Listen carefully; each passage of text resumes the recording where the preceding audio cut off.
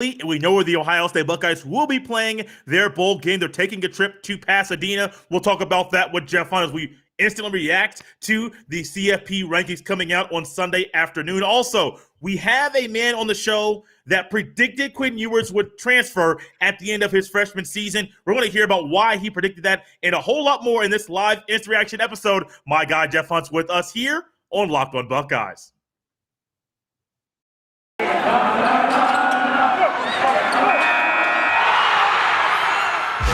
You are Locked on Buckeyes, your daily podcast on the Ohio State Buckeyes.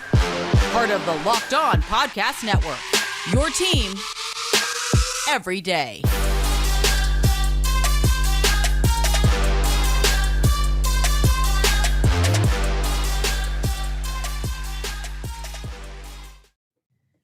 What is up, Buckeye fans? Welcome back to another episode of Locked on Buckeyes for the Locked on Podcast Network. I'm your host, Jay Stevens, also the host of the Jay Stevens Podcast, and today's episode is brought to you by Sonos. Sonos is the official sponsor of ESPN College Football. Go to Sonos.com to learn more. We are live on a Sunday evening, December the 5th in the year 2021, instantly reacting to the college football playoff rankings coming out. As you know, when we instantly react, Jeff Hunt from the Off the Ball Network is with us. And not only is Jeff the guy that instantly reacts to us, but when it comes to Quinn Ewers, he predicted something before the season. We talked about it here on the show, but the man is here to talk about why he said what he said. But before we get to any Ewers talk, Jeff Hunt, how you doing, man?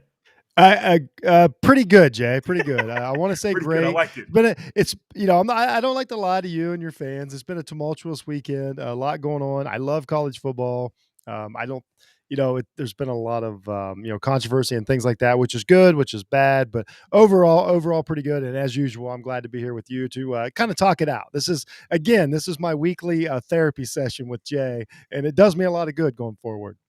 Weekly therapy session with Jay. That has a nice sound to it. I might be able to monetize that thing as well. The Buckeyes did not play. There were numerous games throughout the season. And with the Buckeyes, as my computer's going to die, sorry about that, guys. As the Buckeyes end up not playing it this weekend, we all were wondering where they were going to fall, what bowl game would they play. It was kind of speculated they'll be in the Rose Bowl. That is where they will be. January 1st, write this down. January 1st, 5 p.m. Eastern Standard Time, your Ohio State Buckeyes will be playing the Utah Utes in Pasadena, California, the granddaddy of them all. I can't wait for that matchup. It's kind of what we expected, Jeff. Ohio State, Utah in the Rose Bowl, or whoever that won the Pac-12, it is Utah. I'm looking forward to it, and I'm glad that it's kind of the granddaddy of them all, which is where the Buckeyes will end their season. Yeah. Growing up, as an Ohio State fan, the Rose Bowl always means something. It's changed over the years. It's kind of a funny history with Ohio State because there's been several Rose Bowls that we couldn't go to because we were so good. I remember the 2007 season, everybody's, we take care of the team up north. Everybody's got the roses in their mouth. We wound up going to the national championship game and playing LSU. So there's several Rose Bowls over the year that, Ohio State couldn't go to. So the record's kind of skewed. It means something. It is a great looking game. Personally, I wish the same Rose Bowl was a playoff game, that it meant a little more as far as going forward. I think if you told me again after the Oregon game, here's how it's going to wind up. You're going to go to the Rose Bowl and play, the Pac-12 champion Utah. I would consider that a pretty good season. It doesn't feel like that right now, but I know overall that it was a very successful season for the Buckeyes. And let's be honest with it. That New Year's Eve or that New Year's Day money is coming in too. That is a factor. So overall, I'm happy for the Buckeyes, and I hope they want to be there. That's the most important thing to me.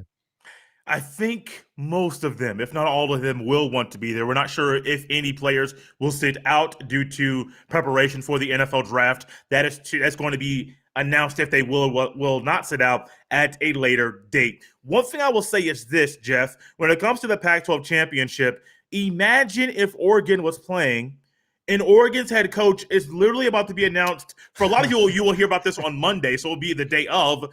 Mario Cristobal being announced as Miami's next head coach. We live in a weird world where USC just played a game Saturday night, and Lincoln Riley a week earlier was announced as the new head coach after losing to Oklahoma State. You have Brian Kelly leaving his team when they were on the verge or on the brink of going into the playoff. And so you have a lot of weird things going on. Imagine Oregon playing in this game when the coach just left him to go back to a place where he was at previously in his career. College football, buddy, it's crazy. It's wild. We love it, but I think we're becoming crazier because we love college football. Yeah, we've never seen it like this. This is unreal. And I've asked for a lot of this stuff over the years. I believe in players getting, more. I don't want to use the word power, but more say in what they do and more choices. I'm fine with that. The coaches have always done what they want to do. This is the most extreme year we've ever seen. Like we already talked about Kelly, and we talked about Riley going out, and then when the news drops about Cristobal, which honestly, like I know that's a different show. Maybe we'll do it on the Jay Stevens podcast. I don't really get the move outside of money, or I don't know enough about Mario to know what's up with that. But to me, Oregon's a far better job and a far better chance to win an actual national championship than Miami right now. So that just completely blew me away. It obviously deflated the Oregon team. They got housed by Oregon again, which is rare. This rare to play the same team two games against the same team in your conference. It was really weird. So it's been a wild week. And then the transfer portal opened up and it's starting to suck all the players in. It's been a lot to take in and still try to deal with the playoff four. It's crazy, man. It is crazy. I've heard not rumors, but people wondering if Larry Johnson is going to retire. People wondering if Brian Hartline is going to get pulled somewhere else. People wondering if Kevin Wilson is going to take the head coaching job at Akron.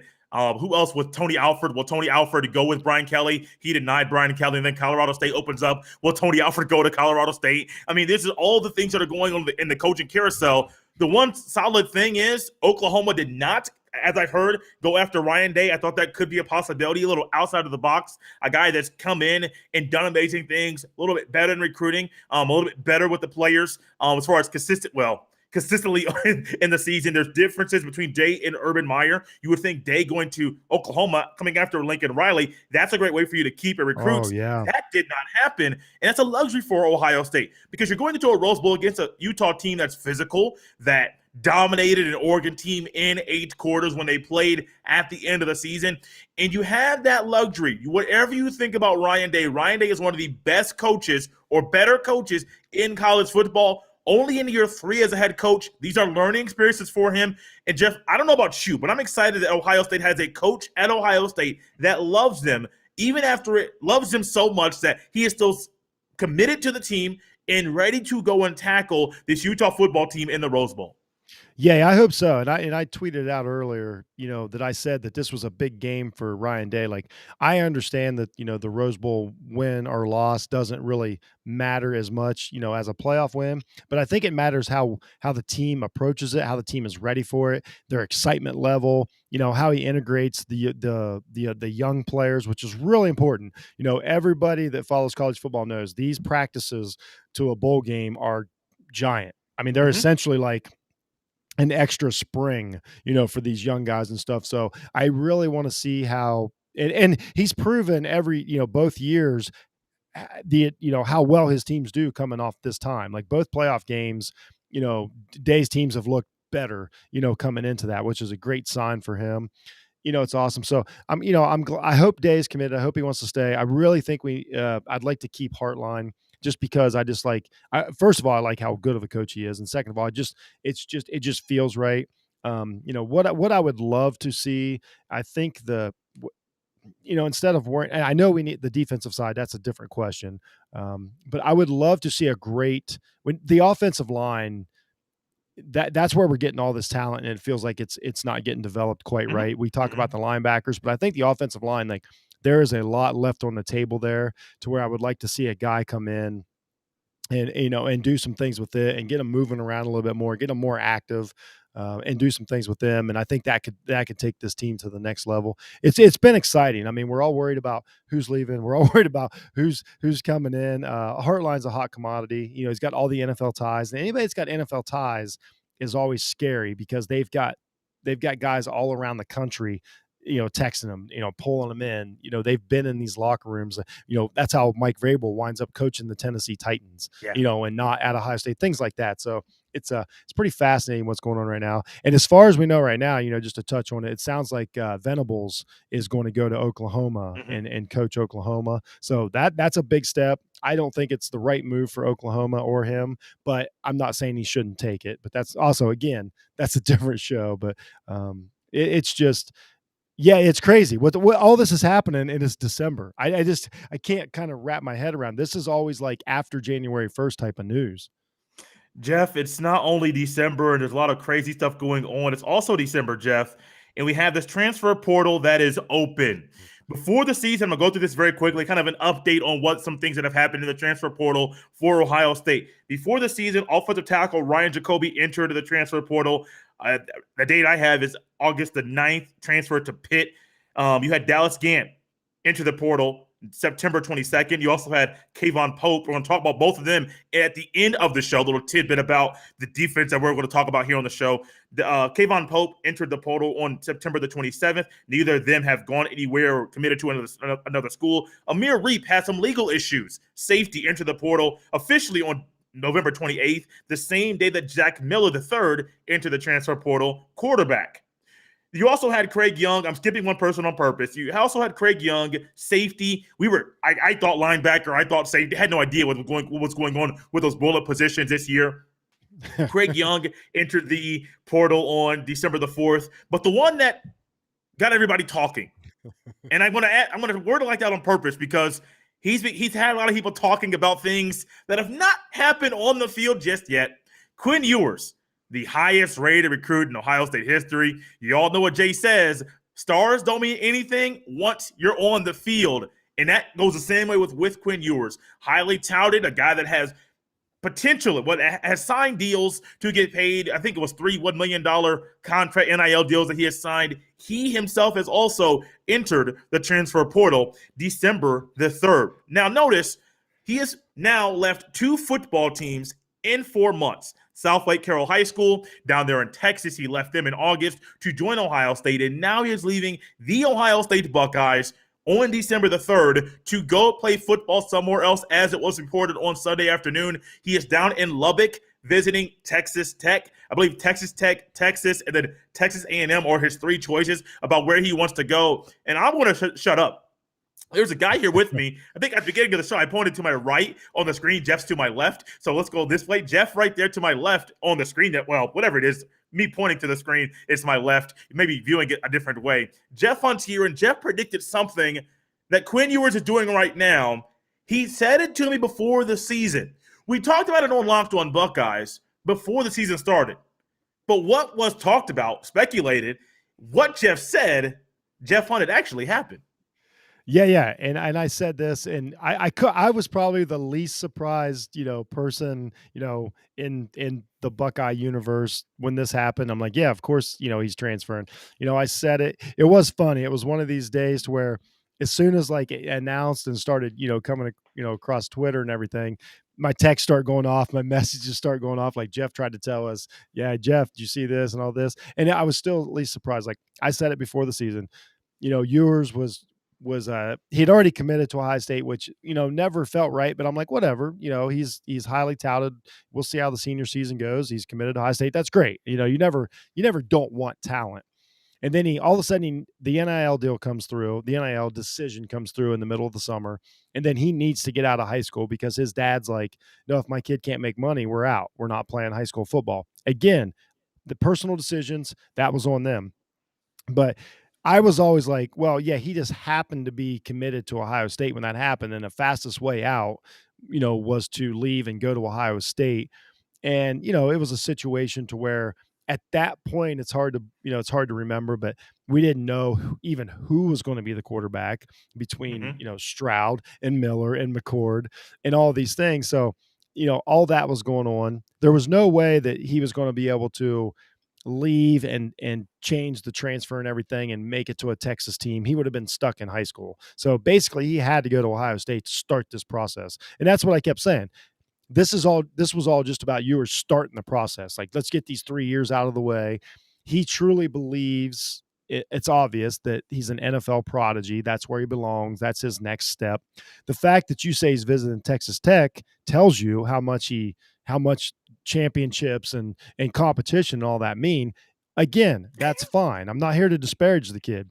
I'm not, Mahomes went to Texas Tech. He's doing pretty good in the NFL. There's nothing wrong with that. But that was always my point, is it felt disingenuous at the time, as like, how fast can I get out of here? And I said it. There's quotes all over. You can go back. Please go back and listen to Jay's podcast, listen to my podcast. It's me over time saying I'm not even worried about the Ewers thing. Stroud's going to be the guy. He's going to transfer and he's going to be playing for Texas. Now, I actually did say the Longhorns. I think Texas A&M is probably the best spot for him. Mm-hmm. But then I started thinking about it. I'm like, well, I don't know. You slide into the Big 12, you're probably going to throw 50 touchdowns for the next 2 years and go to the NFL. So that might be the best, place for him. All of his NIL money is coming out of the state of Texas. Like, it feels like he belongs to them. He looks like he belongs to them through the season. He never dug into Buckeye Nation. Like, we never grew attached to him. He never became a part of the everything. And a lot of freshmen don't. Everybody's, said, like, he never even lost his black stripe, which, obviously if you're listening to this show, you're an Ohio State fan, you know what that means. But if you're not an Ohio State fan, that's kind of a big deal, so it's just all those little things that was like, he was just like treading water, and it never mattered. It didn't affect the team. He never became like, he never loomed in the shadows of like, like he didn't affect Stroud. Like, Stroud was never affected by Ewers being there. And that's one of those things that worried me. I'm like, if you're telling me this is the best quarterback, prospect we've seen, in maybe Trevor Lawrence or Andrew Luck, they throw out there, all these guys, I'm like, why does nobody care? Because, Jay, you said it before the show. You show up to campus. Oh, okay. Now all of a sudden you're playing with guys who have done the work, who have been there, who have put in the extra practices, who have put up with the media, who've done all these things. They no longer care, what your ranking was. I go back to it, famous, Troy Smith, the last scholarship, given out in 2002. And he, becomes a Heisman Trophy winner, has one of the best, couple of the best seasons ever at Ohio State, gets a shot in the NFL, and this is a kid that should have, didn't deserve a chance. So, like, you can get quarterbacks from other places than, rivals.com or whatever it is what I'm saying. So I'm the least surprised by anybody in the country that Ewers is leaving. I don't wish the kid bad. I will say that, like, once you leave Ohio State, like, okay, we're done. We got to talk about our players. I'm not going to follow him for the next 3 years. I don't care. It doesn't matter. Like, I hope he's healthy. I hope he has a great family life and his future is bright. But to me, I think the overwhelming story, and it'll be kind of like the Tate Martell story, it never felt like he was a Buckeye. There's just something missing there. There was a disconnect. And, it was just, I think it's just going to be a footnote in his career. When it comes to Quinn Ewers, I am a person that, as you know, and I say it on the show all the time, I want to see what you're going to do at the next level. When it comes to the NBA, guys coming from high school, the old school, high school to the NBA, skipping college, I want to see what you're going to do at the next level. Some people, they'll predict and say, so-and-so will be X, so-and-so will be Y or Z. Me, myself, and I want to see what you're going to do at the next level. I can look at you physically and I can watch some of your film and say, well, I can speculate what you might do. I won't solidify and definitively say a lot of times I'm just going to wait and see. When it comes to Quinn Ewers, two things pop off the field to me, pop off of the screen when I watch him play. These are mainly 7-on-7 highlights or workout drills in shorts and t-shirt, no shoulder pads, no helmet, no defense coming at him, because everybody wants to throw out there, oh, he did this at this camp, he did that at that camp.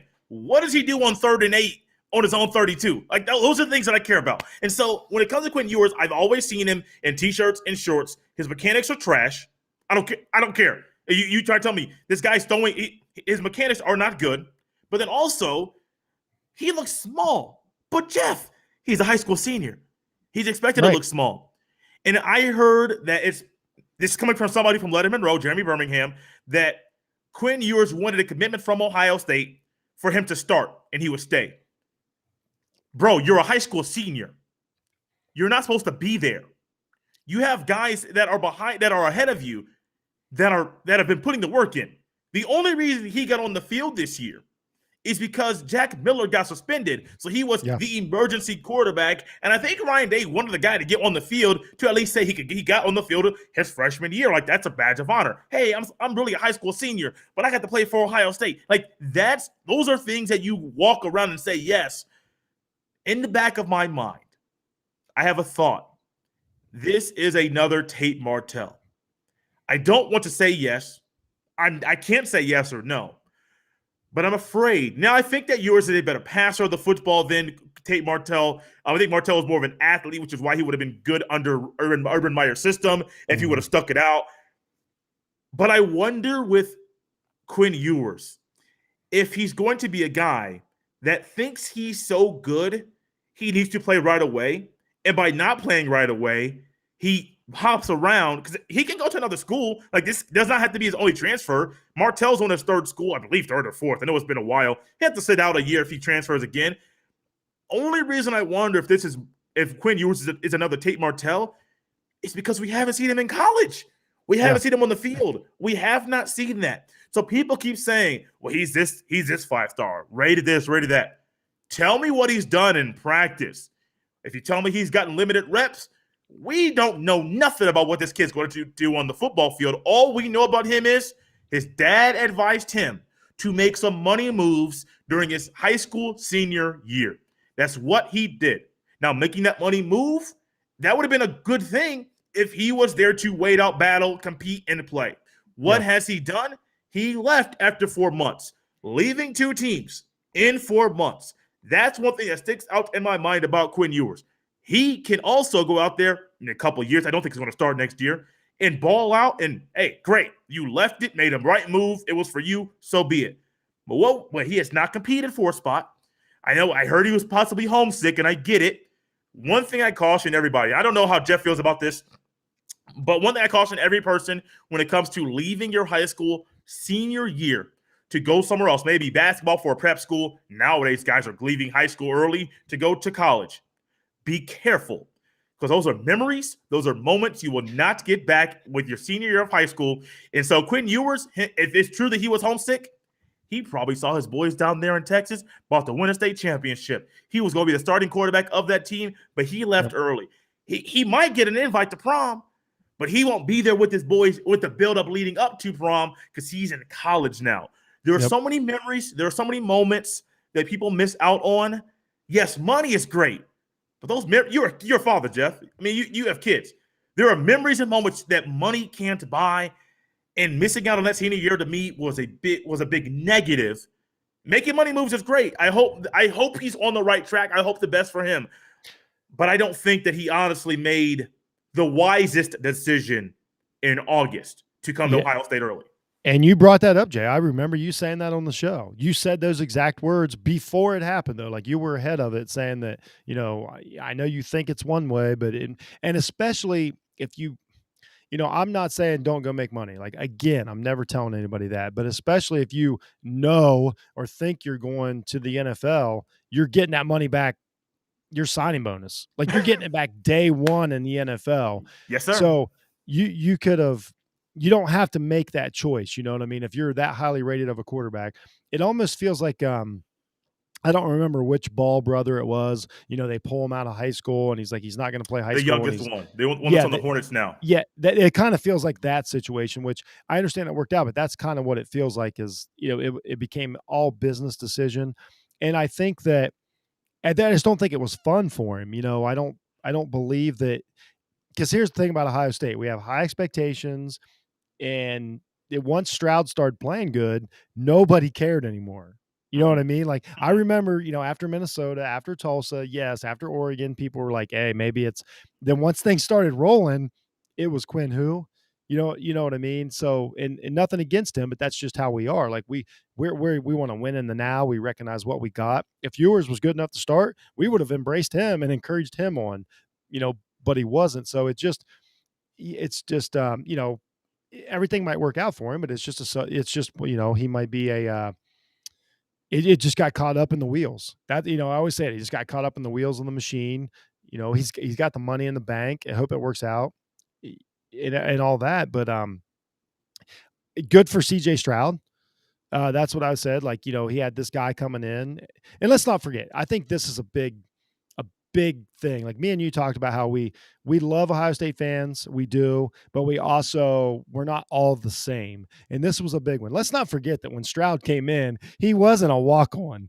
This is also him. He came in super highly rated kid, one of the best in best in the country, the Elite 11, all the stuff, picking up where Fields left off. McCord came in as another 5-star. So, it's not like, everybody's acting like it's the end of the world. It's like, no, that's why you build these quarterback rooms up.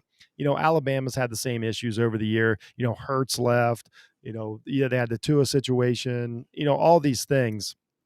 So it's like, that's just a product of being one of these big super teams, that we have. The Ewers thing's going to be weird. I mean, Ohio State fans will never stop following it. They still haven't let go of Burrow. Like, that's just how we are. We're passionate. Some haven't let go of Tate Martell. Tate Martell. There's another one and they dig in and they thing, but it just, it didn't work. That's all it is. It didn't work for either side. I appreciate Ryan Day not catering to the young man, because I'm sure he had a choice there to make at some point during the season of like, let me try and keep this guy and maybe sacrifice a couple touchdowns. But then all of a sudden, this team, I think, really likes CJ Stroud. Like, this team looks like they're behind CJ Stroud, just the way like Wilson, Olave, and those guys like interact with him. So then all of a sudden now you're like, okay, let's take this risk because I want an extra year of Ewers, but Day didn't do that. So credit to Ryan Day for not sacrificing, what we might have. I tell you what, I would be a sad guy if CJ Stroud was in the transfer portal right now. Let's just put it that way. As an Ohio State fan, I would be too. You know how comical it is? We're spending so much time talking about a guy that only played two snaps. I mean, I'm not trying to like that. Like, it's his. It's a story, though. It's a big story. It was a big story, and in it. It's never, we're always going to be judged against it. Ryan Day will always be judged against it. If Ewers is great, he's going to be judged against it. If he's bad, he's going to be judged for it. It's never going to go away. I remember when Martell went to Miami, it was like, oh, if he's great and Justin Fields is bad, like, these are decisions these guys have to make. But what I'm saying is they're the ones that are there in the building. They're the ones that are working with them. He's got to go. You got to move on. Ryan Day seems like a move on kind of guy. Like, we gotta work with who's in the building.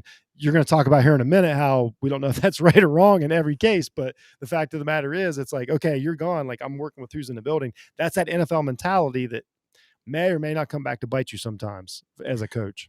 Yeah, and I say it's comical because it's what we do in sports. Like, we talk about things that don't happen on the field because they're stories, and this is a story that I've even seen people that work for that work for other networks that have been talking about this very thing as well on their shows, on Twitter. It's going to happen. It's just what we do as sports fans. You know what else we do as sports fans, Jeff? Criticize things that happened during the season, like two of the linebackers I mentioned previously, and Dallas Gant and Kayvon Pope entering the transfer portal at the middle of the season. I remember this week. I remember me talking about it. I got on Kayvon Pope for the way that he exited the team, for the thing that he tweeted on Twitter, tweeted out, for the way his antics and animation on the sidelines before being escorted off the field by a staffer of Ohio State. But maybe, just maybe, that was a sign of internal issues with the defense that people did not want to pinpoint. I have always been ultra critical of people in the YouTube comments have said, Jay, you're wrong. We're now after game number 12. Buckeyes did not play in the Big Ten championship. And I think we have seen a byproduct of playing so many guys that down the stretch of the season, you don't know they don't know who should play. And then they know who should play. They're just playing so many guys still. But then two, I think also the stamina of the players was not up to par, because you would think Ohio State players, they're not going to be gassed in the middle of the third quarter. But Jeff, Ohio State looked tired in the middle of the third quarter against the Michigan Wolverines. I'm going to ask you this question before I give any comment. I'd like to give honor to my guest. Jeff, do you think there were issues or signs of issues internally with the defense when these two guys enter the portal, or even going back to the beginning of the season once the football started to be played? No, I do.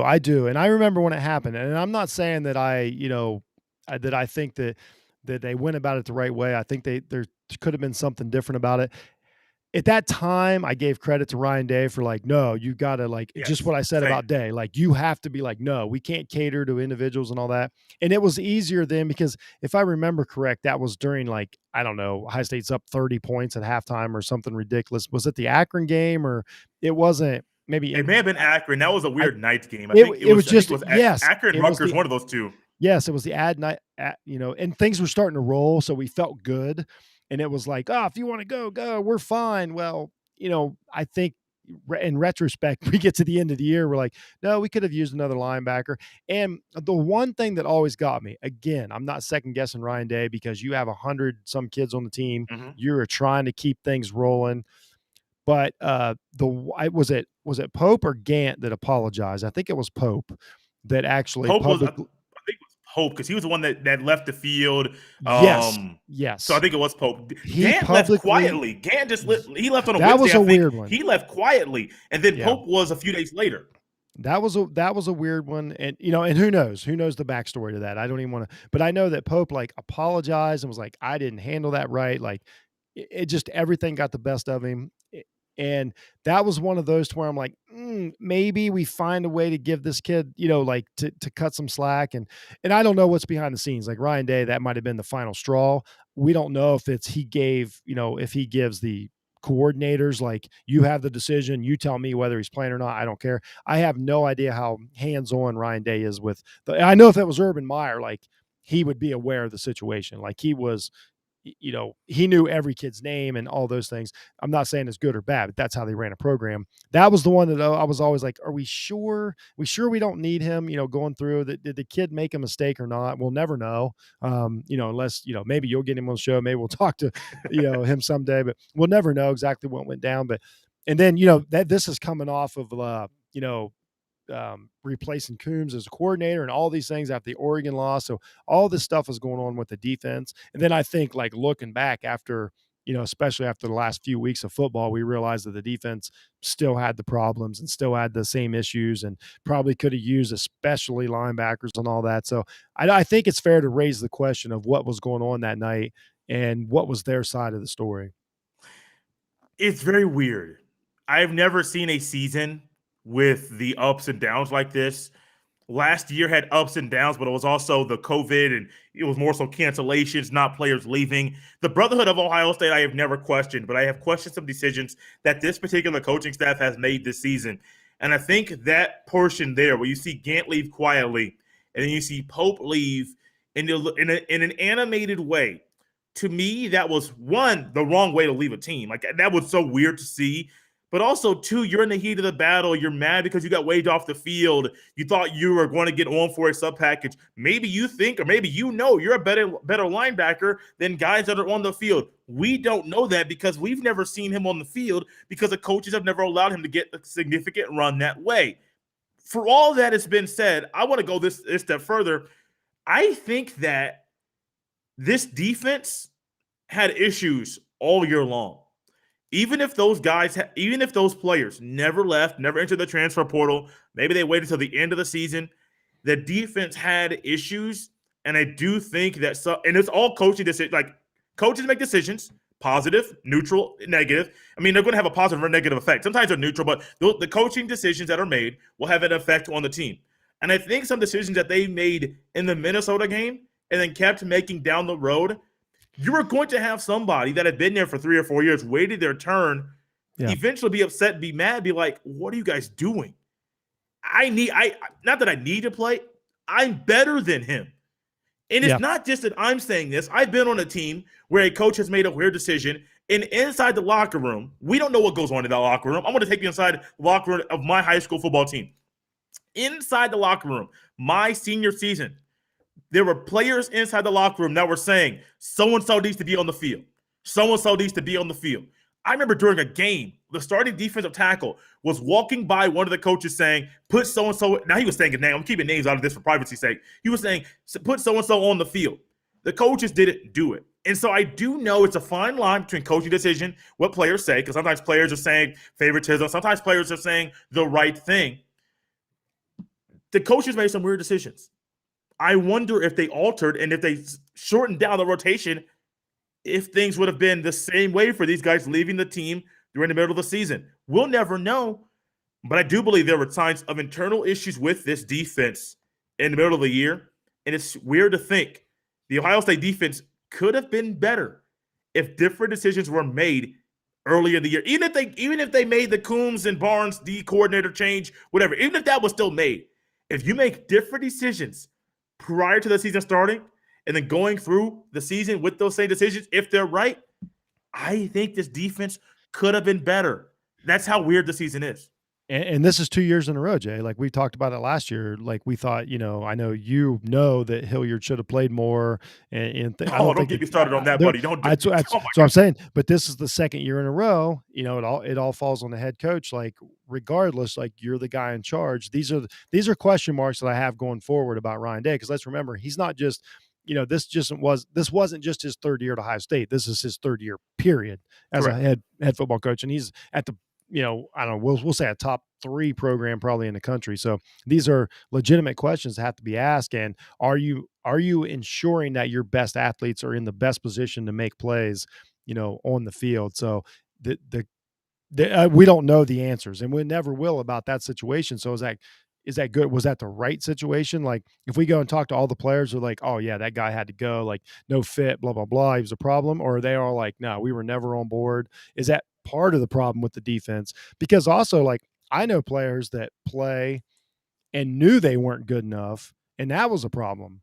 You know what I mean? Like we're talking remember the Titans situation to where like you got to go to your coach and be like, man, I appreciate you having me in, but I'm not as good as that guy, which is, kind of what we had last year. So it's the question marks on defense are really endless. And we don't, as of now, we have zero answers.